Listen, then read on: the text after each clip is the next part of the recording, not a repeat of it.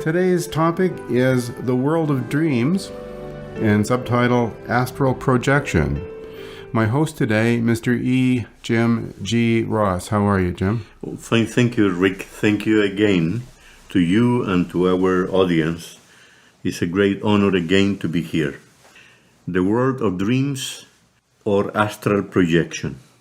The scientific community has a very clear understanding of it, but unfortunately, they don't agree with the so-called astral projection because, unfortunately, our scientific community has become too much three-dimensional in their perception of reality. And sincerely, this is a tragedy, a scientific tragedy, because the universe is not three-dimensional. You know, Albert Einstein discovered the fourth dimension. Scientifically, he proved that. Russian scientists, 100 years ago, they developed a camera, the Kirlian camera, and with that, they were able to perceive the fourth dimension, and also they took pictures of an invisible organism that we all have. It's another body called the etheric body, the vital body, because that body gives vitality to the cellular body, to the physical body. But on the other side, you know, that's a real body. And the scientific community, for many reasons, mysterious reasons, either they have forgotten about it or there is a cover-up that we don't understand because the world needs to know more about this, including their own scientific community. So what about NASA? NASA also speaks about parallel universes, parallel dimensions. They call it the hyperspace. They discovered that based on Albert Einstein, discoveries, scientific, evidence about it. And so the time has come now then to look at life from a different angle, from a more expanded perception of reality. So we had a lecture about it, the parallel universes, the parallel dimensions, and the bodies, the different bodies, because we have more than our physical body. So many esoteric groups, all schools of esoteric science, like the Theosophical Society, and also in our own studies of Gnostic anthropology, Gnostic cosmology, we speak about there is a fourth dimension, a fifth dimension, a sixth, and even a seventh dimension. We're going to be talking now about the fifth dimension. The fifth dimension is connected with the molecular dimension, a molecular parallel universe, and also the atomic universe. They are both part of the fifth dimension. So our own molecules in reality live in a parallel universe, in a parallel dimension. This dimension is called the astral dimension, and is connected with the emotions. So we do have an astral body, and the astral body is a molecular body, and it is also connected with our emotional intelligence. And our scientists who believe they are experts in emotional intelligence, most of them ignore that this emotional intelligence is coming basically from this astral or emotional body or molecular body, that we all have it, but we are not even aware of it. So, to remember what we said before, in reality we do have 7 bodies. Our spirit is body number 1. We could say our real being, made of pure light. We have a second body, we could call it a divine soul, also made of light. We have a human soul, made of electrons or fire, electricity. We have a mind, and the mind is a body, it's not the brain. We said it before. So the mind is made of atomic particles. This is all what it is. There are no cells, no molecules in our mind. The brain, don't confuse the mind with the brain. We are going to repeat that 1,000,000 times until we establish the difference. We have, number 5, we have an astral body, an emotional body or molecular body. We have, as I mentioned before, the etheric body discovered by the Russians through the Kirlian camera. And that etheric body is made of ether, which is also connected with the electromagnetic field of the Earth. And we enter already into the fourth dimension, discovered by Albert Einstein, through television, radio, cell phones, internet, etc., etc. We are already there into the fourth dimension. Today, we see a lot of, in the news, we see in the news that also during war times, and even the police departments of so many countries, they use today special lenses to see at night. And you can see the enemy or a police team, is approaching a home where there is a reunion, a gathering of criminals, and they can see through the wall. You cannot see as they are just there. The capability of being able to see through a wall is really incredible. So we have entered already into the fourth dimension. We perceive the vibrations, the electronic vibrations of our own organisms. And finally, number 7 is the physical or cellular body made of cells.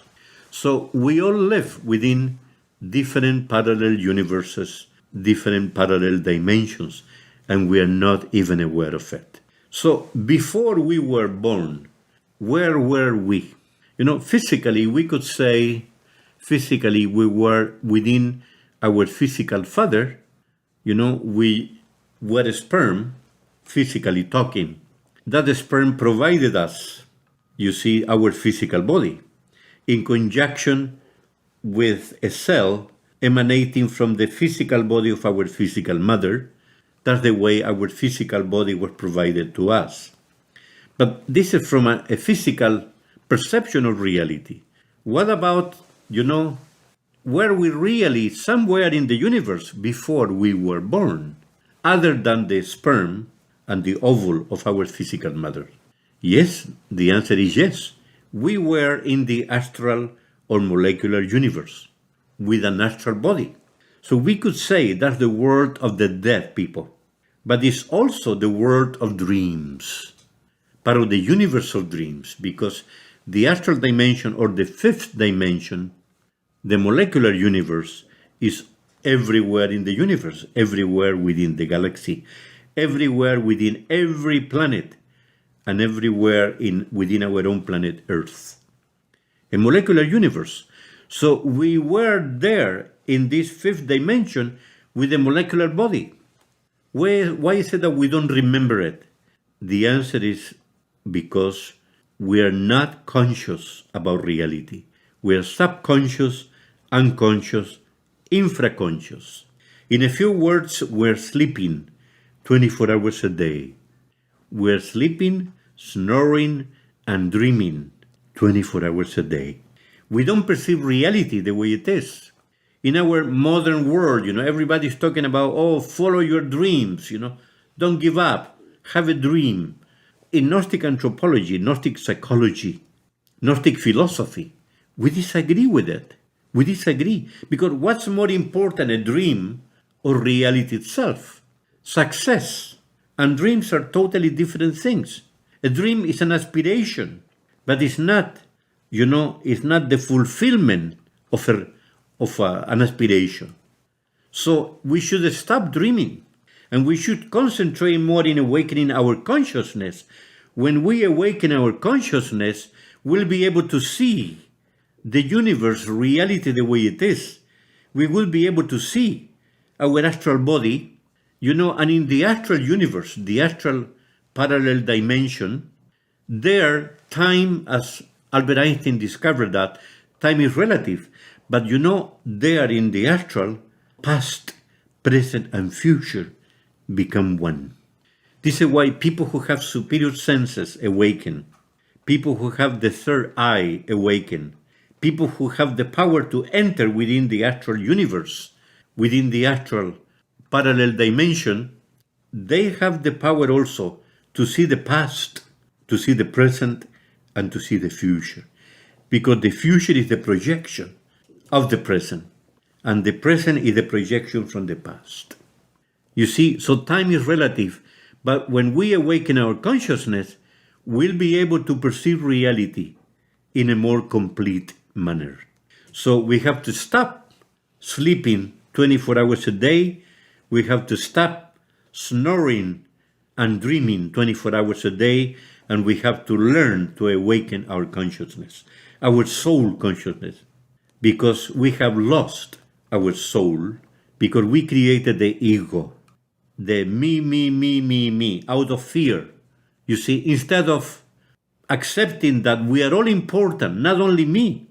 So when I concentrate into understanding the psychology of everyone, when we concentrate in understanding that we are all here to help each other, to build a perfect society, to construct a real human society, there is a big difference than thinking and feeling me, poor me, which is egotistic psychology that creates only enemies.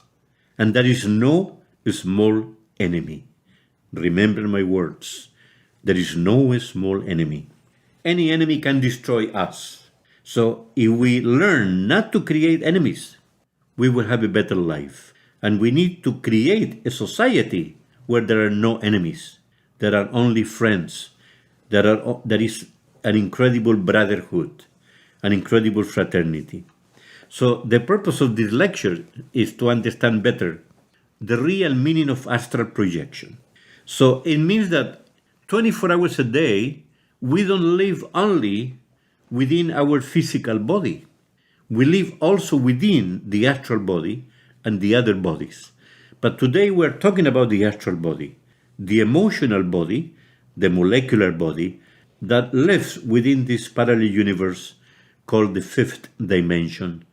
You see, and we all practice astral projection. It means that we travel within the universe, within the galaxy, and within our planet Earth, with the astral body, the molecular body, which is ruled by different cosmic laws than the physical universe. Have you ever seen yourself flying in a dream? Well, I have seen myself flying. And many other people who can remember their dreams, they say, of course, I have seen myself a million times flying.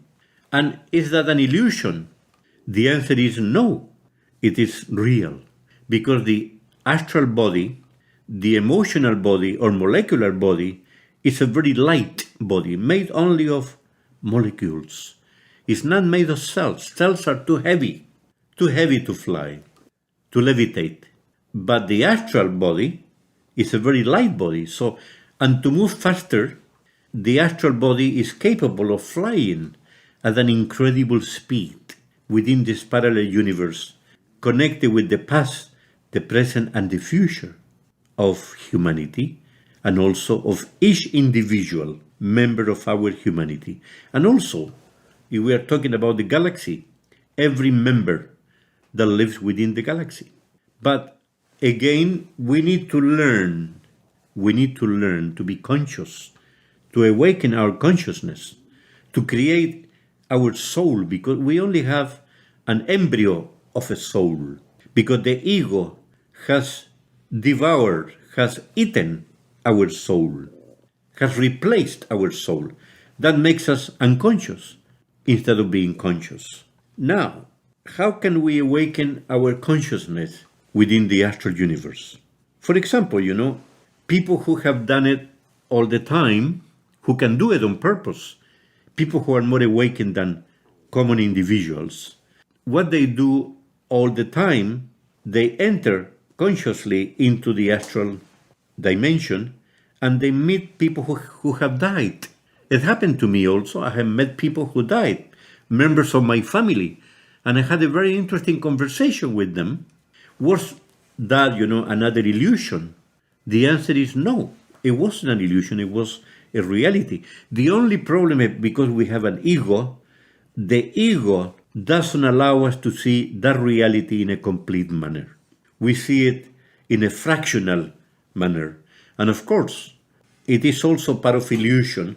It is real, but it's a twisted reality that we perceive unless we learn to annihilate the ego by awakening our consciousness. And vice versa, learning to annihilate the ego, then consciousness will be awakened.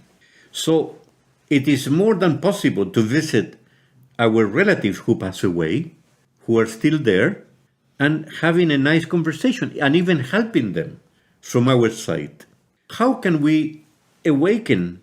How can we awaken our consciousness? It's very important that what we do to remember that when we are here in the physical world, we have the tendency to repeat in the astral parallel universe what we do here. So if we do a lot of crazy situations, like getting drunk, taking drugs, womanizing, if we're men, womanizing women, taking advantage of people, stealing, acting like a criminal, in the astral we are going to be also meeting other individuals who have also an astral body, and we are going to be also doing exactly there what we are doing here. So it's important that we change our way of thinking to act here in a better manner. So that way we'll be able to visit the astral in a different way, because there is a superior astral and there is an inferior astral. The superior astral, we could say, is part of heaven, the 9 heavens, and the inferior astral is what we call the infra dimensions of nature or inferno. So it's up to us. But sometimes it's not so bad to visit the infra dimensions, because there we can see our own mistakes from past lives. You see, that's very, very important to remember that we've been here many, many times. I know that many religious institutions don't accept this possibility, that we've been here many, many times. Well, with all respect to them, we insist in telling them that we've been here around many, many times, because if we had only one opportunity, it would be very unfair. Children that were born to die of starvation in a poor country, if they had only that possibility and nothing else, it would be very unfair. And the divinity is extremely fair, just. There is cosmic justice. So when a child comes here to die of starvation in a few weeks, it's because that child in past lives made a lot of mistakes and is paying now a very heavy karma.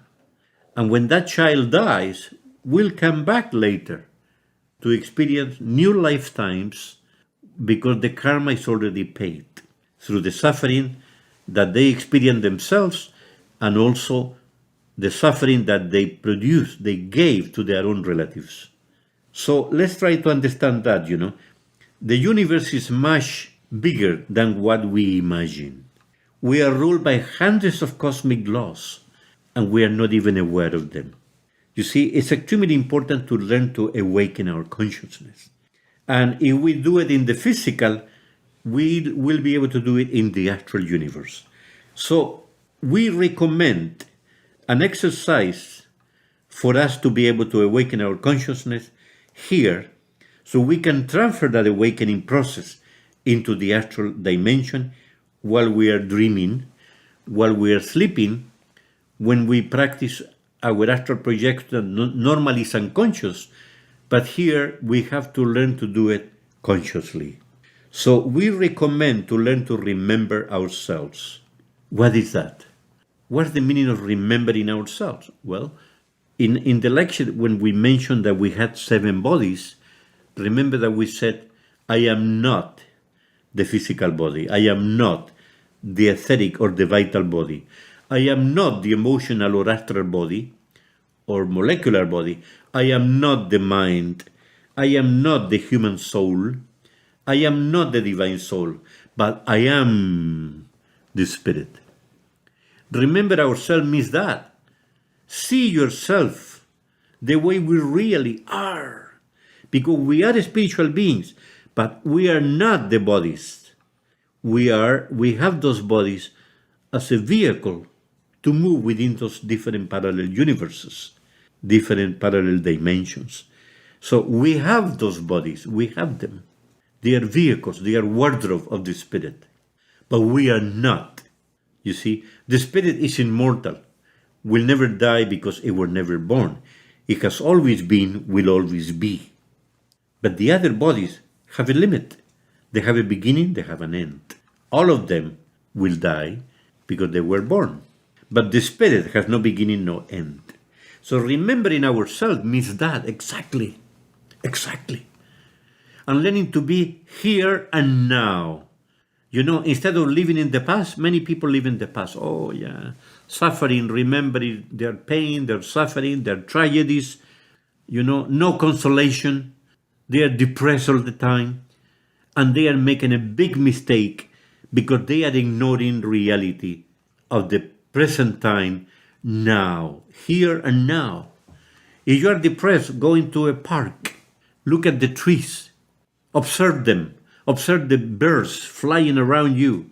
Listen to the sound of nature, to the beauty of nature, and enjoy that moment, here and now, here and now, here and now. Because this is the only real reality that we have to learn to experience in our physical moment, in our physical life. Here and now, because the past is gone. You know, the past is gone, it's dead. And the future maybe will never come. Maybe I will die in a minute from now. I will have a heart attack or a stroke. So there is no future. So what's the real reality for me here and now is exactly that. To learn to experience here and now and understanding that I am an immortal spiritual being who has been here before and will continue being here until the time comes for all of us to return to the Absolute, which is the homeland of the Spirit. And that could happen at the end of planet Earth. When planet Earth dies, probably we will have to return to the Absolute, the homeland of the Spirit that can be described physically, because there is evidence about that, through the black holes within the galaxy. You know, through many telescopes today, we can see those black holes, that they are inhaling and exhaling life from the Absolute into the universe and vice versa.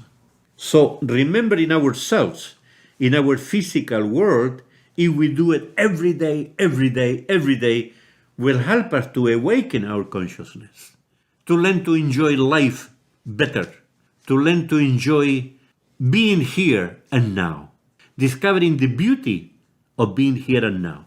It could happen we are in the middle of a war, but if you remember who you are, that you are an immortal spiritual being, you won't be afraid of the war.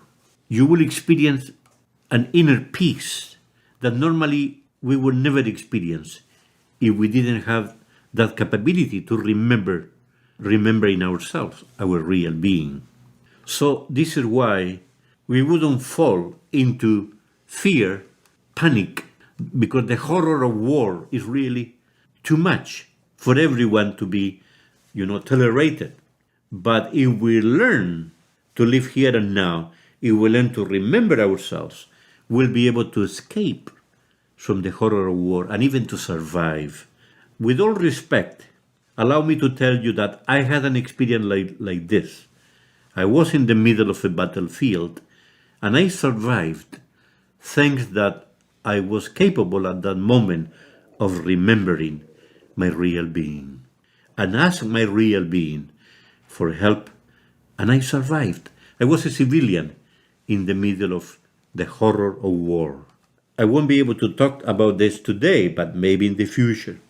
So remembering ourselves will help us to do the same thing within the astral universe. So if you remember yourself, what if you question yourself with this kind of interrogation? Okay, where am I now?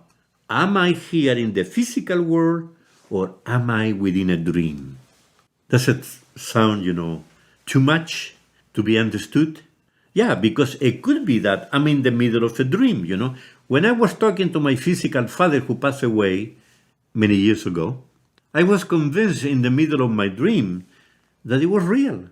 It was so real, the conversation with him. But he was already gone.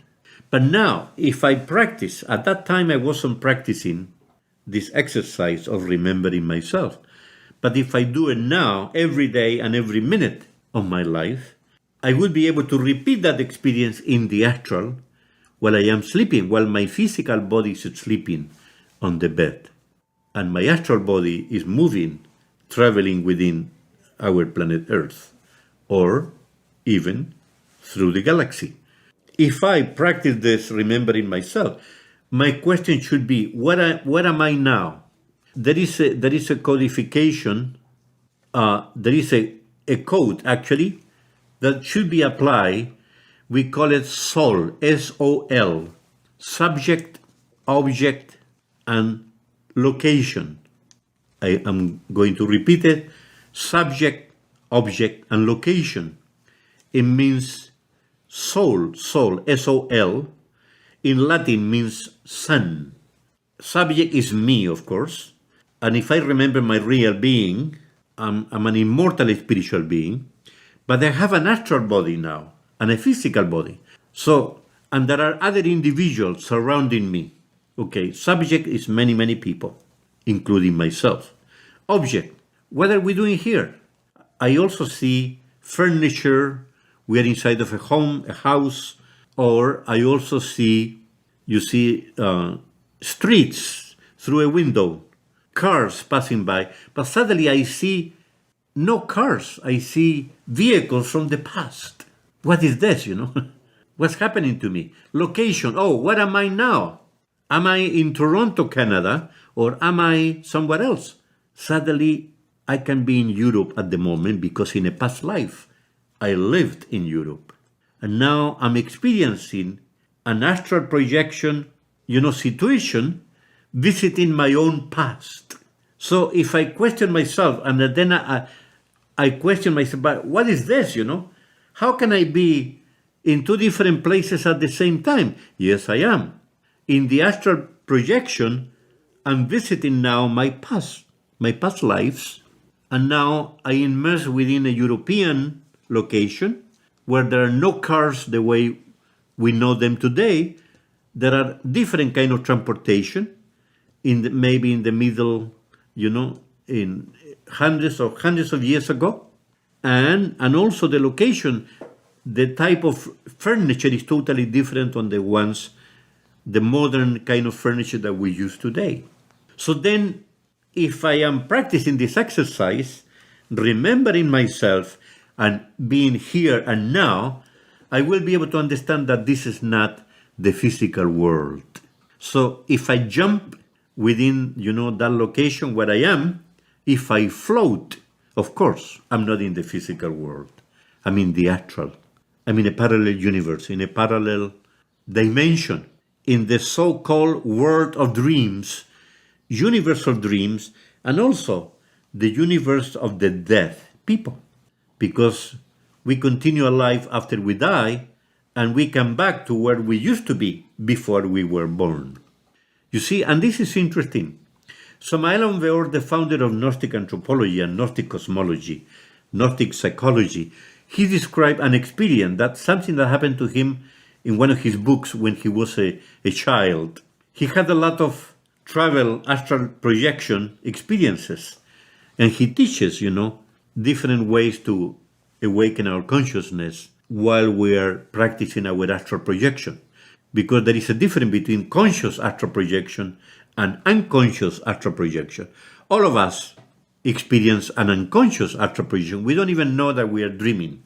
You see, and then Samael Aun-Weor said that suddenly he was walking on the street and entered into a house. And in that house, there was a lady sit down behind a desk. And she was very busy doing something, some kind of business books, writing, probably accounting, bookkeeping. And she didn't pay attention to him, He was trying to talk to her, but she didn't really care about his presence there. So he was looking around, and suddenly he saw a butterfly made of glass. But the butterfly made of glass started to move. And then he said, oh, this is impossible in the physical world, so I'm dreaming. And immediately he came back into his physical body. He woke up on his bed, and he realized it was an astral experience, but it became a conscious astral experience because he realized what really happened. And in most of cases, most of people are not aware of situations like this. You know, I had the honor of meeting the Venerable Mistress Litelantes, the wife of Samael Aumveor. And this lady, an angel reincarnated, she had the power to be aware, conscious, within all parallel universes simultaneously, all 7 dimensions of time and space. And this lady, by looking at you, she looked at me and she knew exactly what I was thinking. And before I started questioning her, she gave me the answer because she knew what I was going to be questioning. That lady knew also by looking at me, knew my past, even my past lives. And also she projected into the future, and she gave me, a lot of indication about what should I do to improve my own life. So it was an incredible experience meeting that lady, an angel reincarnated with a feminine body, an incredible superior being.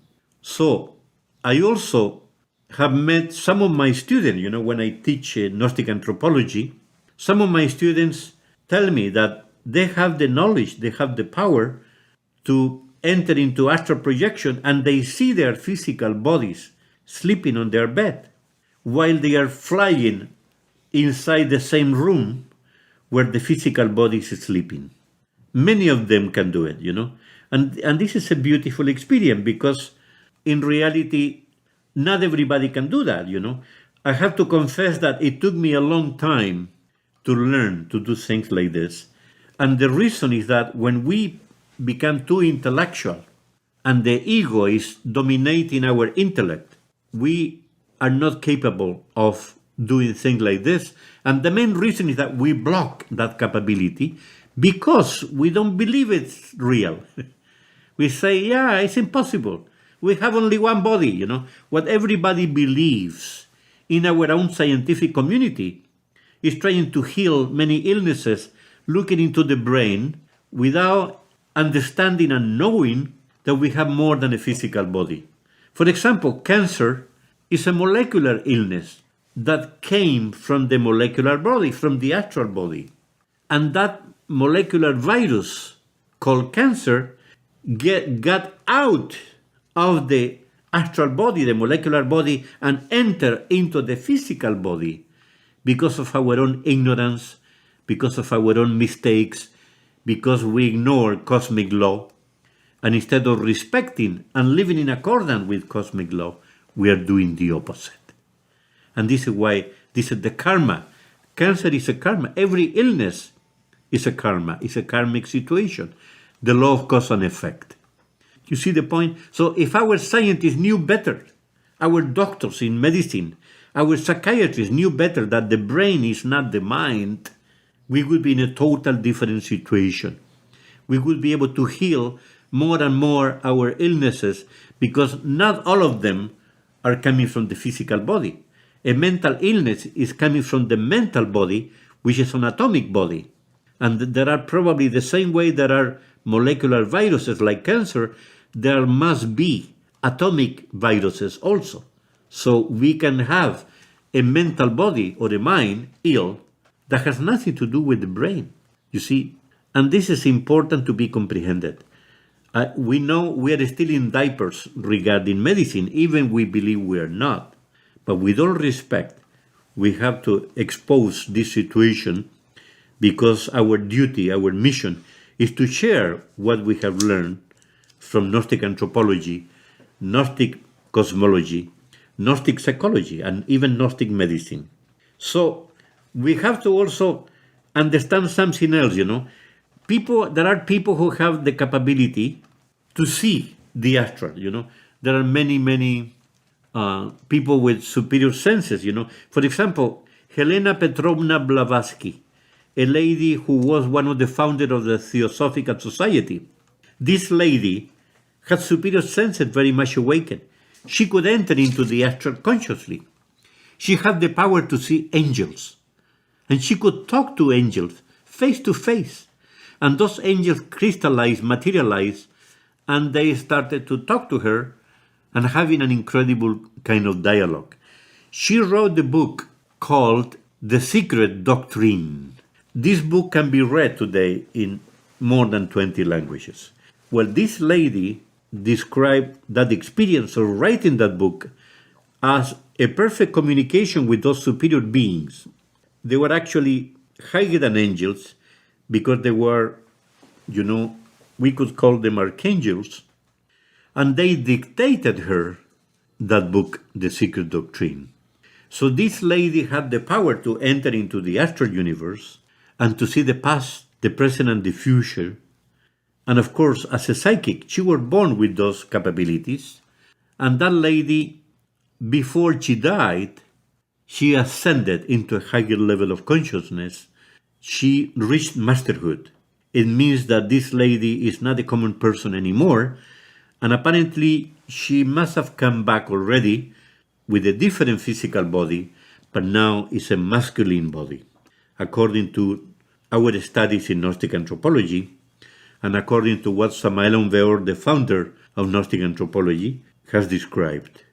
Now, it's important to also go into something called the law of attraction. Remember, there is a book called The Law of Attraction. There are videos, DVDs made about it, and it produced a tremendous international impact because people were told, whatever you ask from the universe will come to you because we have the power to attract. Our thoughts, our emotions are a way to attract. If you are poor and you want to stop being poor, you just ask the universe, and if you have no doubt, if you have no fear, it will happen. Well, we have to clarify that because it looks very attractive, very interesting, very powerful, and also very possible. And it is possible, but our duty as Gnostic anthropologists is to alert people that, don't make the mistake that most of people make. Because most of people don't care about the ego. According to the law of attraction, I have already, let's say, $10 million and I would love to get $100 million. And suddenly I concentrate to get the $100 million and many opportunities appear in my life. But then the only way to get there is to step on the head of hundreds of people, even to step on the law, to avoid paying taxes, to get involved into dirty business, criminal activities. And I'm determined to make my $100 million. And after 10 years, I will get there.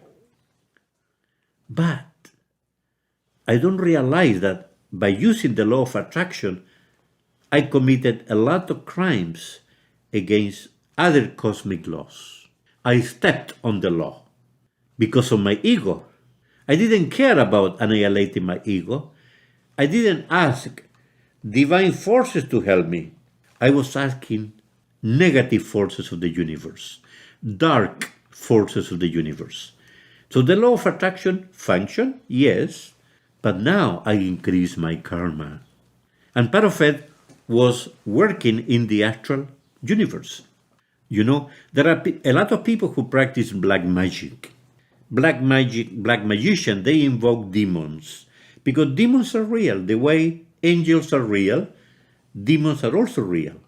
And, of course, some people who practice black magic, they have the power also to enter into the astral universe and to do some kind of evil rituals. To also generate, based on the law of attraction, generate a lot of benefits by using this kind of knowledge. Well, our duty is to share this information because the law of attraction didn't express this reality. The so-called the secret is not the real complete secret. Our mission, our duty is to clarify that there are many other secrets, but we, the Gnostics and the Gnostic anthropologists, are sharing this knowledge in a very clear manner, in a more complete manner, because we don't want people to fall into the trap of the ego, because the ego is alive. The ego is unconsciousness, is evil, is our own perversities camouflaged. It's our 7 deadly sins. And we have to annihilate those 7 deadly sins if we want to awaken our consciousness. So this is also part of it. If we can learn to practice astral projection, why don't we ask God, our inner God, to take us to a temple in heaven? To take us to a temple in the superior dimension of the astral, in the superior part of the astral dimension. Can we do that? Yes, we can. Yes, we can. And we can sit down at the feet of a true master of the White Lodge. We can even visit the Divine Master Jesus Christ, King of Kings. We can meet superior beings. We can talk to them. We can learn from them. You know, the trouble is when we practice astral projection unconsciously, without knowing it, we can be pushed into meeting evil individuals on the other side that are going to twist our possibilities of ascension. This is extremely important. So astral projection is not just doing it the way many other schools of esoteric sciences can tell us. It's more than that. It's much more than that. Do we really care about working for the White Lodge? Or we don't really care and we don't even accept the reality of the Black Lodge? You know, there are many schools today of esoteric studies who say there is no good, no evil. With all respect, we are telling them they're wrong. Dead wrong. Because they will have to pay. They are increasing their karma. They are teaching, a superior knowledge in a twisted manner. They are promoting evil instead of helping humanity to ascend. A lot of people, Jim, have dreams, and I've noticed that in my earlier part of my life, my dreams were in black and white. And as I begin to find out about Gnosis and do some of these things and learn more and more, my dreams became more in color and more expanded, and I began to learn more and more. So I think there's a lot of people out there that don't really believe the dream world has any reality, right? Or any validity. That's correct. Yes. Yeah, even psychiatrists and psychologists, they give a total different explanation about what really happens, Normally, they speak about illusions based on problems that we carry within, the physical world. So they don't accept that we can have a premonition, for example, in a dream. We can anticipate the future in a dream, because in our own astral experience, we enter into our own future and we saw a tragedy that was going to happen. And after we know what's going to happen and we are convinced that this is going to happen, can we change that tragedy, potential tragedy? Of course we can. Of course we can. Because the future can be changed. What we cannot change is the past, because it's already gone. And there are many movies about science fiction, that say, I go into the past, to save the world, and they try to change the past, but that's impossible, that's ridiculous. It cannot be done. But we can only change the present, and we can change the future. I'm supposed to die tomorrow, and I see myself dying in a dream. If I do something right today that will help me to pay my karma through the law of cause and effect, creating a good cause, I can change my negative potential situation for tomorrow, and maybe I won't die. You see, and this is interesting to be able to know. So astral projection should be always used in a positive manner to improve ourselves, to ascend into higher levels of consciousness, higher levels of intelligence. When people speak about, the guardian angel is also our own spirit, our own real being. It's a manifestation, a different kind of manifestation of our own real being, because our real being is the trinity of religion, the Father, the Son, and the Holy Spirit, but it's also connected with our Divine Mother, the feminine aspect of God. It's also connected with the guardian angel. So it means that we have the potential to become angels ourselves. You see, so this is important. So the astral projection is something more serious than what people believe. Is it true that Samuel Allenver says that we have 97% ego and 3% consciousness? It sounds weird when you say that 97% of the ego has eaten the consciousness. But I guess if you have even more ego, like 98, 99% ego, it would be almost impossible to go out consciously in the astral. Is that true? Well, basically, there are many people who are awakened within evil to commit more evil. And it's like awakening, remember we were talking about that individual who killed 77 civilians in Europe recently.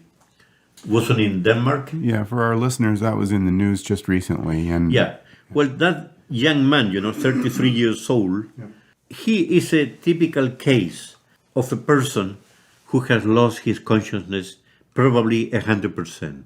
It means his 100% ego. There is no soul there anymore. The ego is the same apocalyptic beast of the Bible. And the apocalyptic beast represents the ego, the collective ego of the entire human race. But it's the same beast, that we all carry within ourselves.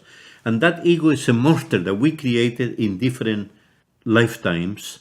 And now it's so powerful that has eaten our 97% of our soul. So we are only 3% conscious, 97% subconscious, unconscious, infraconscious. If we work on the 7 deadly sins, if we transform the 7 deadly sins into the 7 virtues, if we are very angry most of the time, if we can learn to rule, regulate, and slowly learning to annihilate those demons of anger, we'll be able to awaken the opposite of anger, which is serenity and patience. Yeah, it's not enough just to control anger. You have to actually annihilate it. That's There's correct. a big difference. And this is the problem, today our medical community, they teach about, anger management, stress management. We say that's only one step, but it's more than that, anger management and stress management at the beginning, but eventually the objective should be annihilation. Total annihilation. And the trouble is they don't lead us into that possibility. At the contrary, they say it is too much asking, that we should learn to annihilate the ego when that's impossible. They say we need the ego to survive. With all respect, we tell them, no. We don't need the ego to survive. At the contrary, the ego is the cause of all kind of human tragedies. Is the enemy number one of the entire human race. Is the same Satan of all religions. This is why our humanity is upside down today. We enter into a collective bankruptcy. All systems, all economic system and political system are in bankruptcy today. Isn't this whole thing about dreams, doesn't it all boil down to this, that the average person is afraid of their own shadow? And to ask them to go into the dream world and actually take a close look at who they are and what they are and look at the egos, that's immediately very terrifying for weak people, isn't it? That's correct. It's totally correct. The trouble is, there are many pseudo-esoteric groups that invoke the ego, and they are convinced that the ego is okay. We tell them they don't know what they are doing to themselves and to the world. They will have to pay a very heavy karma. Because the world is upside down because of the collective ego, which has become stronger and stronger every day. Well, dealing with the ego is not easy. I mean, it's a very difficult thing. That's why the Bhagavad Gita has this great battle going on. And that's why the Bible itself has this great battle going on. It is David and Goliath. It is the soul fighting against the negative things, monsters that we have created lifetime after lifetime. If you take a look at the psychology of a killer, okay, I don't want to do that necessarily. It's a terrible place to want to visit. But if you get inside their heads and you find out that at the various early times they've had thoughts about wanting to kill people, well, where does that come from? That comes from a previous life. In a previous life, they've probably killed someone. So they created this ego. And now in this lifetime, they find themselves wanting to do that. Right? That's totally correct. If we remember this young man, 33 years old, who committed that horrible crime of killing 77 people, and he has no remorse. Even when he entered into the tribunal, he made the Hitler salutation, totally convinced that he is correct. He even called himself, a leader. He called himself, the commander, the big chief of a military operation, and he expects followers, many followers, who will continue doing what he started doing in his own country, which has been considered a very peaceful country, very democratic country, and also very civilized country. And this man, shows that there are mistakes, within a society, within all societies on earth, because monsters like that are coming from the past. In 33 years of age, that's not enough to create a monster like that. If they're at war with the world, okay, in whatever way whatsoever, they have a crusade or a mission to go and prove something to the world, to kill people or to solve some kind of a problem, they don't realize that the real problem is inside, right? That the egos are making it appear as though the problems are in the actual physical world. But if we annihilate those egos, we meditate on them and annihilate them, the physical world mysteriously and magically changes. That's correct. Yes. So we defeat our egos inside, we defeat our enemy inside, and we don't have to do anything in the physical world. These people that go around trying to crusade, they're making a big mistake. That's correct. That's totally correct. Yes. This is why we need to practice a tremendous psychological re-evolution, because evolution is not enough. And the trouble is there are many people who are evolutionists. They are totally convinced that through evolution, we are all going to become supermen, superwomen, which is wrong. With all respect, it is wrong, because evolution is a mechanical law. We had a lecture about that. We recommend to listen to that lecture. Evolution, involution, revolution. Evolution is a mechanical cosmic law. Involution is the opposite. Evolution is an ascension, part of the wheel of time. Involution is the other 50% of the wheel, a descension. So there is no way that through evolution we are going to ascend and to stay there in an ascended position, because what goes up will go down. The only way, to go higher is to get out of the wheel of evolution, involution, devolution, and to ascend according to the law of sacrifice. The law of sacrifice means I have to annihilate my ego, I have to transform myself, I have to ascend from the animal kingdom into the real human being's kingdom by developing a human psychology instead of the actual animal psychology dominated by the ego. But there are things in nature too that teach us that a morphosis, okay, a change in anything, like a worm can change into a butterfly. There are more examples than that, but there are lots of things in nature that show basically that things can transform into something beautiful. And this is the morphosis that we're talking about, the change, is the phoenix bird arising from the ashes, right? It's the same thing. Yes. No, basically, evolution, we could say, is a cosmic law. And it is true that, there is a mineral kingdom, there is a vegetal kingdom, there is an animal kingdom, and spirits, individual spiritual beings, have been experiencing a journey going, from the mineral kingdom into the vegetal kingdom and eventually into the animal kingdom. And that law of evolution gets into who we are today. But this is it. We cannot continue evolving after where we are because this is the limit for evolution. After that, there is a devolution, involution, returning to the original point. So what we need now, if we really want to ascend into a higher level of being, we need a psychological revolution. As you said it, if we can change the way of thinking, we can change the world. We can improve human life on Earth because the ego is not needed at all. The ego is an expression of failure, collective failure of our entire human race. The vast majority of professionals out there that deal with psychology and counseling and things like that, they believe the ego is absolutely required, don't they? Yes, they do. But I got the feeling that now, I remember 30 years ago when I started,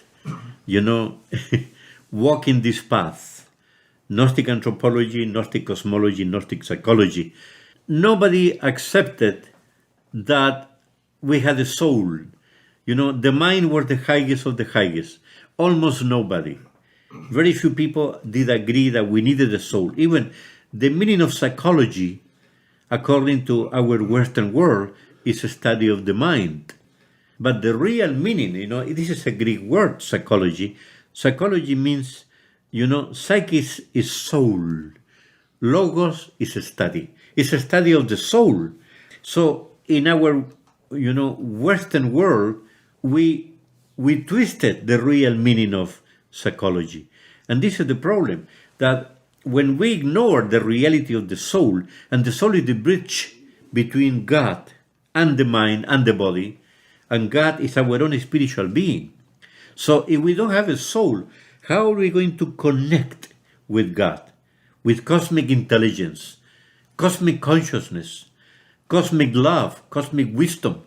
How are we going to connect? It's impossible. And this is the trouble. We created the ego, and the ego is the big block with God. This is why people became what? People became atheists because they blocked their capability to communicate with the true intelligence. And also, religious fanatic individuals committed the same mistake. They also disconnected from God, and they pretend to be followers of a specific religion and a specific religious doctrine. But in reality, when you are a fanatic, you do extreme things. Probably this criminal who killed 77 people in Europe, maybe he's convinced that he's a religious man, that God told him to do that. You see, and this is religious fanatics individual. There are people who jump into a war, religious wars, through human history, because in reality, that's not real religion. This is an abuse. This is a disconnection from God because of the ego. You see, we had a lecture about that when we spoke about the three minds. So we recommend that you listen to that lecture. Non-religious people tend to ask this question, well, show me a miracle. And what comes to mind is the human heart cells in a petri dish. If you look at them under a microscope, okay, if you look at each individual heart cell from a human being under the microscope, it pulsates. And if you have many of them in the petri dish and you look at each one, they're all pulsing at a different rate, like the contractions, right? If you take some sharp objects and push all of these cells together so they touch one another, all of a sudden now every cell begins to pulsate at exactly the same rate, as if it's one. And if you think about it, okay, what you can find under the microscope, if you look at human blood, live blood, like dark field microscopy or something like that, and you look at blood actually not killed, this is live blood that's still actually alive, you can see white blood cells going around finding foreign objects and closing in upon it, and the white blood cell will actually commit suicide to save your life. what's going on with the red blood cells? If you become tense, the red blood cells contort and distort.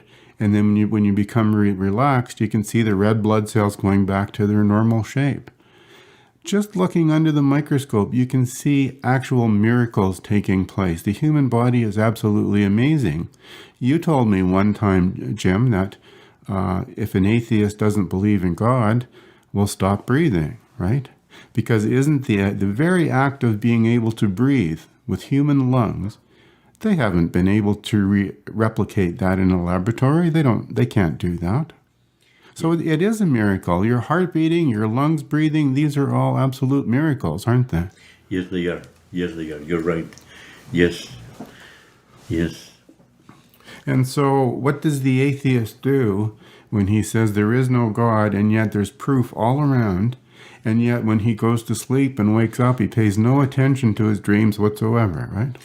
Yeah, essentially, an atheist only they believe that there is no reality for the divinity.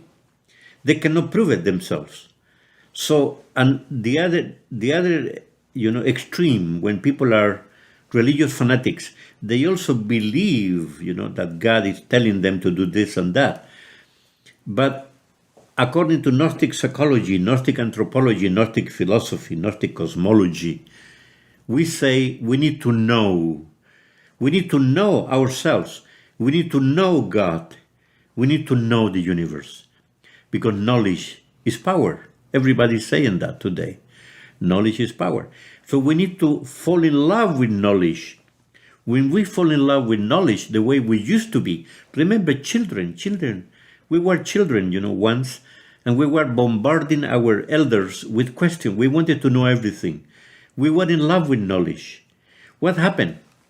If we continued doing that, we became leaders. Because when you're a leader, you fall in love with knowledge plus knowledge plus knowledge, which is equal to what? To excellence. That made you a leader, because you're in love with excellence, which is knowledge plus knowledge plus knowledge. You continue learning, even if this is the last minute of your life. But most of people become followers because they never continue developing the potential leader that was awakening when they were bombarding their parents or their elder with questions. You see? So this is why we have to learn to know God. We have to learn to know the universe. We have to learn to know ourselves. What do we know? Almost nothing, because we fell in love with mediocrity, which is limited knowledge. The opposite of excellence. We became ignorance, and we are proud of being ignorance. Ignorance and arrogance, and of course, we develop the ego, and the ego is what? Isn't it chronic stupidity? With all respect, this is what it is. Chronic stupidity. It's the opposite of intelligence. And this is the tragedy of, people who only believe that believing is the way out instead of learning to know.